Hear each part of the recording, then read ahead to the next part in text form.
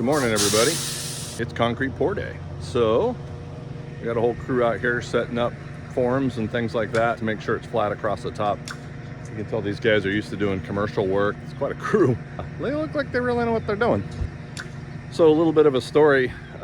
This concrete was actually being poured about a week earlier than we thought it would. They literally called me up yesterday and they had another job cancel, a job with the county. And so they said, hey, can we pour tomorrow? On your job, you said it was ready. And I said, yeah, it's been ready. So heck, show up and let's do it.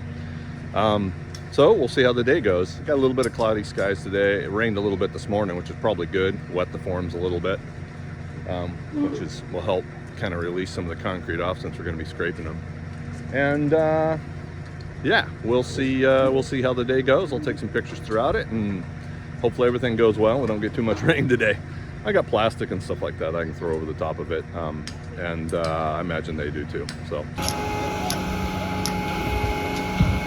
right about 6:50 in the morning, you see these guys are setting up stakes out in the middle of the forms to make sure we get it really level across.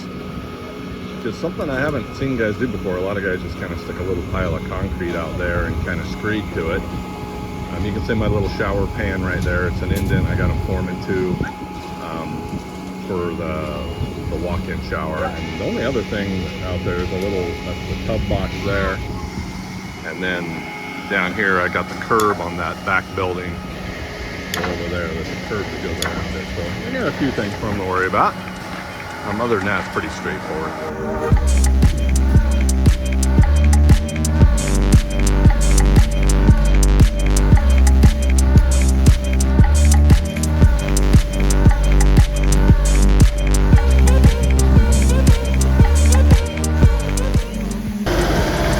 I don't know if you're going to be able to hear me or not, but it's kind of nice. Contractor was able to bring in this little trailer rather than one of those great big boom trucks. It looks like it's working just great, and saves us a little money because this is a lot cheaper. And they're also able to put it on the edge of the driveway so that my neighbors can get in and out if they have to during the day. So this is like the ideal setup for this tight job site.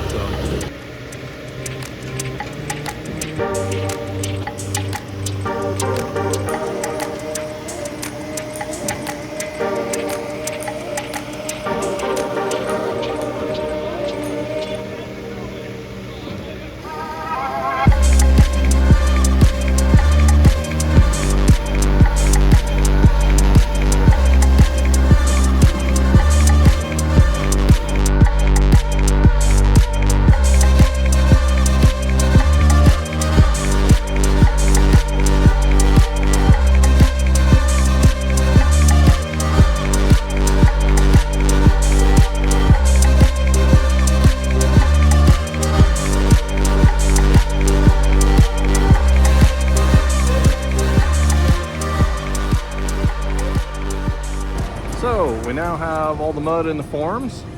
I think it took every bit of 50 yards. I think it's probably, there might be a yard left in the truck or something like that. So it looked like about 49 yards, and I'll have to go back and look at my spreadsheets and see what I thought this thing was going to take originally. But it's about 10:20 in the morning. So far it's been like a perfect day. I'm going to jinx myself right now, but it's been a really nice day so far for pouring concrete. Overcast mostly, sun peeking through every now and then. Clouds have stayed kind of off in the distance. You can actually see it raining way out on the ocean, but it's not doing much here. And as long as it stays that way for a few more hours, we'll be in really good shape.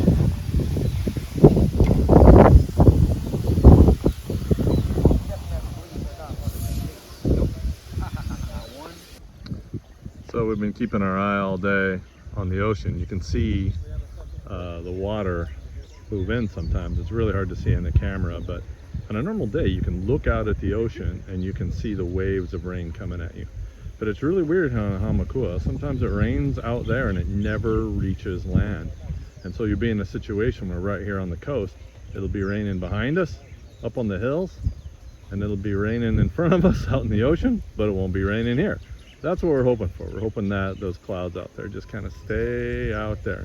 So this is the day after we're pouring concrete. So all yesterday was the anxious and sort of nervous day of getting the concrete in place and watching the horizon for rain and all that, but it really came out just as good as we possibly could have hoped. Got everything poured we wanted to.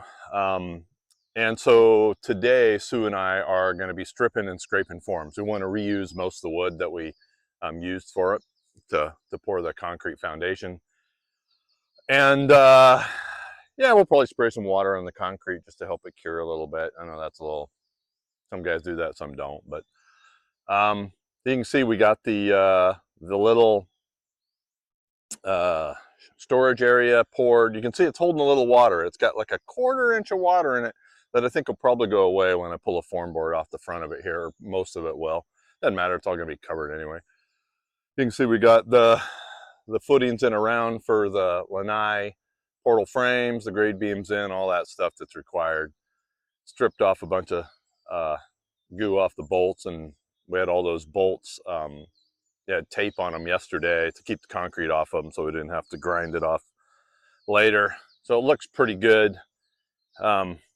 We did spend some time last night here after the concrete guys left, and we took off probably half of the support boards around. We kind of went every other one for a lot of it. So we got a good jump start on getting boards off today.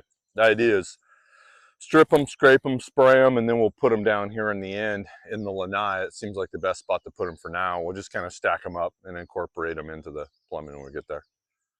So you can see we have a, you know, just to give you some look at the details, this is a sump we put in for a shower. We want a 0 entry shower, so you don't end up with the sill here. Not exactly sure how I'm going to do this, but it's going to be where the tile just comes and goes straight in. There's no curb. So we had them, or I built the boards and put this in, and we had them forming up this way. We're going to have one of those fancy dancy little trench drains in here instead of having a like a little square drain. So Sue kind of wanted that. We also incorporated in this little shower, you know, cutout, not shower, I'm sorry, tub cutout where the tub's going to go. But beyond that, I mean, we've just come here this morning and got set up, threw the tent up. We got a nice place to hang out now rather than being out in the mud and the gravel all the time. So that's going to be cool. And this tent, I don't know, I might even set this thing up permanently here while we're doing framing, because it's where it's sitting right now is basically in the middle of the living room. So, all right, well, that's enough chatting. We're going to get to work. Well, I think we're going to end the video there. But one last thing I wanted to point out, in the last video we had, I cut down all this grassy area, and I told you this cane grass grows just tremendously, and you really have to stay on it. And this really exhibits it. This is the exact same area you saw me cut down to nothing. And here we are, we're literally a week and a half later. In the tropical sun and the rain we get almost every night, some of this stuff has already grown brand new green shoots 3 feet tall. And so what I've done is I've come out and poisoned these things again. It's just Roundup. And the hope is that the Roundup goes right down into the roots and kills off the whole plant. That's the idea. We'll see how it works. All right, thanks for watching, everybody.